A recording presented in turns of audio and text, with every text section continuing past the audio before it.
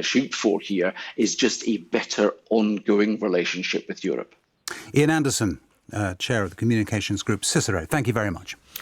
Now, you put food out in your garden and you may spark a bun fight or a crumb fight. We're warned this morning by animal behaviourists who looked at videos filmed in urban gardens and reached some surprising conclusions about how aggressive the humble hedgehog can be. Here's Professor Dawn Scott from Nottingham Trent University.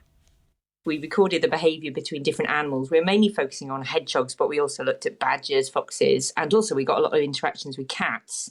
So what we did is analyse the videos to see if there was any sort of interaction between these animals. And what we found actually is that there's quite a lot more aggression actually between hedgehogs than we first thought. So hedgehogs seem to be fighting in urban gardens more over food, more than we expected. Around about half the videos submitted between hedgehogs and hedgehogs showed some form of aggression between them. This is really, really interesting. And also what they were doing is they were sort of running at each other, rolling up into bubbles, and then they're rolling them across the garden, down steps, sometimes into ponds.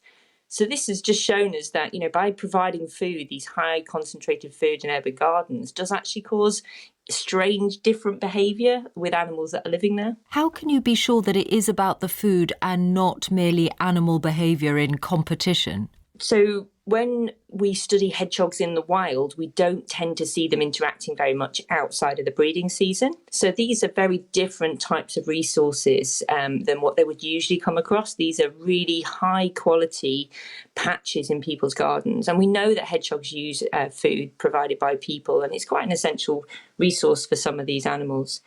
We don't see this typically in the wild. So we do think this is a consequence of there being these really high quality small patches of food provided by people. And what is it like when hedgehogs come up against other animals? Lots of people might have foxes in their gardens. What's it like when one species, even something as little and which we might think of as benign as a hedgehog, against a cat or a fox? So what we did is we looked at all the different interactions between those mammals. So wild animals, badgers, foxes, hedgehogs, and also we brought in cats as well, because there's a lot of domestic cats.